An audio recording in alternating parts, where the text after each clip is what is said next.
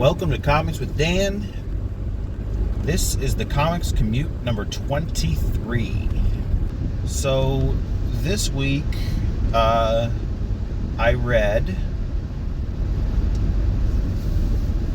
finished up Batman the Knight. I read Absolute Power number 1, which I will talk about. It was fantastic. I started reading Mouse, so that one's definitely been interesting. And I have some reviews out for Kosher Mafia and Gatchaman Galactor number 1 and Crocodile Black number 3. So you can check out those reviews. I won't touch on them here. But a lot of my pulls didn't come in, so all I really got last week was 2 of my DC books. So I got Absolute Power, and then I pulled Batman 150 off of the shelf. So I'll talk about those a bit. So Batman the Knight was fantastic. I can totally understand anyone that read Batman the Knight and then started reading Chip Zdarsky's Batman run. I can totally understand why they were disappointed about how the Batman run's going. Just because the Knight is such a good story. And, you know, his Batman run's not bad. You know, and honestly, looking back, Failsafe is a pretty decent arc when it's all said and done, after seeing what came after it. So, now Batman the Knight was fantastic, though. Chip Zdarsky's able to take a younger Bruce Wayne and, not make him immediately this brooding, emotionless monster. He shows Bruce with a lot of emotion and optimism, and it's interesting to see that kind of diminish.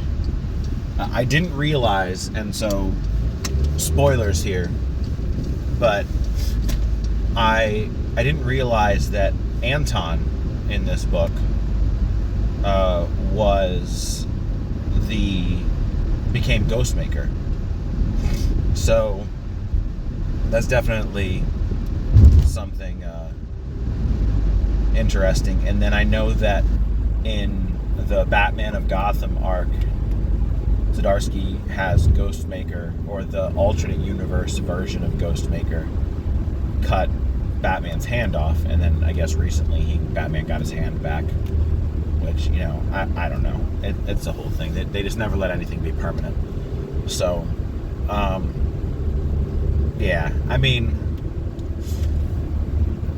that was interesting though. I didn't realize that's who he became. I was really the whole time hoping, like, oh, Anton, he's a really cool character. I hope we get to see him come back. Turns out he has come back. So I'll have to see what other instances we have of Ghostmaker appearing in the DC universe, because I'm definitely interested to check those out and see that sort of battle. Yeah, but having him go through all of this, and then, I mean, Batman, he's pretty much signed up with Ra's al Ghul until he realizes exactly what he plans to do. So, which I think makes sense, because Ra's has this idea to fix the world, and he makes it sound a little more reasonable until Batman realizes that they're going to be bombing places to take care of it. So, definitely worth checking out, Batman the Knight. I also read, that I didn't mention in the intro, the Volume 2 of Philip Kennedy Johnson's Hulk, The Incredible Hulk. And so I read that, and I mean, the problem with this book, I think, and I don't know if it's like that he doesn't have the ability to produce more pages, but Nick Klein is incredible. No pun intended there on the Incredible Hulk. Nick Klein, the way that he draws the Hulk, it's just this. I just have to stop and stare at these pages sometimes. You know, it's just the craziest stuff that he puts on these pages, and it's so amazing. And I think that Matt Wilson colors it, and Matt Wilson's such a great colorist, so it definitely helps Nick Klein out. But Nick Klein's pencils alone are fantastic. But the problem is that Nick Klein, in the first volume and now in the second volume, does the first couple issues, and then Danny Earls takes over. And I want to be clear that I am not in any way bashing Danny Earls as an artist, because I do like his art, and I think that it definitely has some strengths, and it's good. I think the problem is that people just get so hyped up about Nick Klein that when he's not there for several issues in a row, it gets to be a little bit of a bummer. You know, like, if Danny Earls himself was doing this book, it would still be a pretty good book. But I think the switch from Nick Klein to Danny Earls is just, it's jarring, and honestly, and again, not a slight on Danny Earls, but it's a little disappointing to leave Nick Klein art at the beginning of a volume and then have to read the rest of the volume knowing that you're not getting any more of that. So it's challenging. I'm sure that with the amount of detail that Klein puts into his art, that it's not easy for him to produce a large volume of pages. But I think the Hulk book would benefit really well from Klein being there for a full arc. And again, and I said this before about Jamal Campbell on Superman, is I don't know what he has going on. I don't know what Jamal Campbell has going on. I don't know what Nick Klein has going on. Obviously, these artists aren't here to answer our beck and call, and they have lives. So obviously there could be something personal going on that I don't know about, that he's not able to do that. And that's fine, because, you know, if he needs to put something above his work, I'm all for that, especially if it's something to do with family. So regardless, though, just looking at it from a consumer lens, I do wish that we could see Nick Klein on this book a little more permanently. So Absolute Power was insane. I was a doubter. I thought that we were gonna just have this lame event, but I never should have doubted Mark Waid and Dan Mora. I mean, I feel like every new arc of World's Finest, I think to myself, it's like, well, there's no way that this one's going to be as good.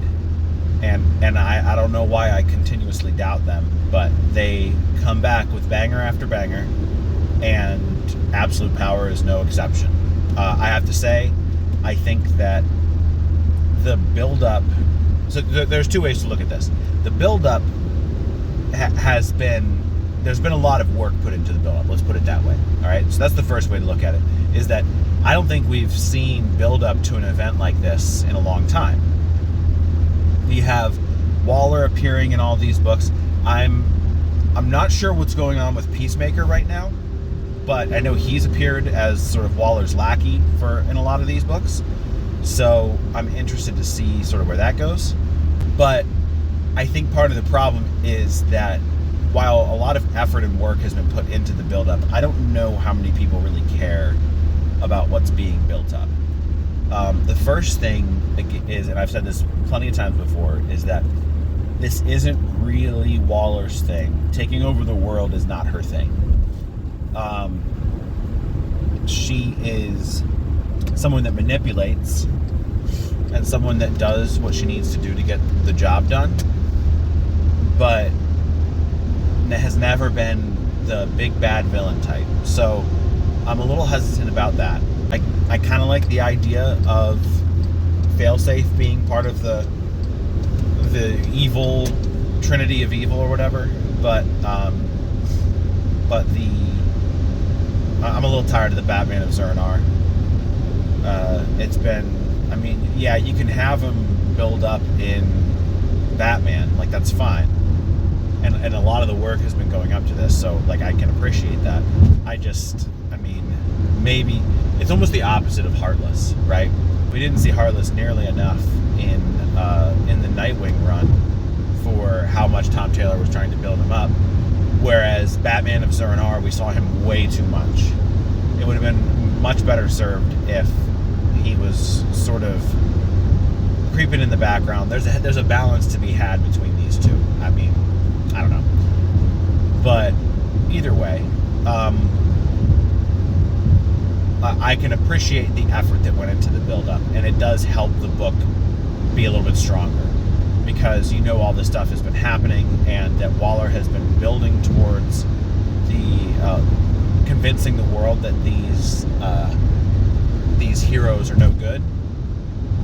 I also think that the political side of Absolute Power is pretty interesting, because it seems like Wade's not taking a left versus right side, which I appreciate, and rather focusing on something in particular that all parts of the political spectrum are guilty of, and that's essentially spreading misinformation to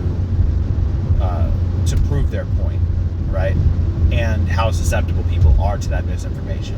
Now, like in Absolute Power, it's a little bit different in the sense that we have these superheroes just like torching full crowds, and that doesn't happen in real life, obviously. But you know, smaller things like leaving details out of something that's happening to politicize it. It's something that both Republican and Democrats do. So it's universal, right? And I can appreciate that Wade is doing something that's going to speak to everyone on that level. So I do think that Wade's going to be getting his message across pretty well here. Yeah, so Absolute Power, if you weren't checking it out before, you should get issue number 1. Just give it a try. At the very least, right, you get to see Dan Mora draw all of these phenomenal all of these characters, right? And you know, even if you don't like the story, you can even just stop reading the story and just look at Dan Mora's art. So I definitely encourage you to pick up book number 1. It's a good one. I also picked up just off the shelf Batman 150. It wasn't on my pull list. I dropped it after the first issue of Joker Year 1. And interestingly enough, the Sorrentino art being AI generated wasn't even the most offensive thing about that story. So it was rough. I did not like it. But so I picked up Batman 150. I'd heard that it was really good. I think that my general synopsis of how I feel about the issue was that it was a well done issue, but it wasn't earned. And by that I mean we get an issue from the viewpoint of the guy from Gotham War that realized that Bruce Wayne is Batman, and he's going around trying to sell this information, and goes to all these different criminals, and it's like they are determining that, well, it's really better for all of us if no one knows who Batman is, because a Batman who doesn't have his secret identity to lose is much more dangerous, right? And it's a cool concept. Cowan's art, awesome. He's a legend. So I think my problem is that I've been wanting street level Batman for so long without Zur-En-Arrh that I wanted more Batman, right? And if this was like issue 6 into Zdarsky's run, I'd be hyped because we would have had 5 issues of Batman before it. but we just have a bunch of Zur&R prior to this, and I would love if they got back to this, but it doesn't feel like the street level Batman that should be there beforehand is there to make this book, I guess, as impactful or enjoyable as I'd hoped. So my pulls upcoming for this week are Action Comics. I think it's 1067, which Gail Simone's on this one.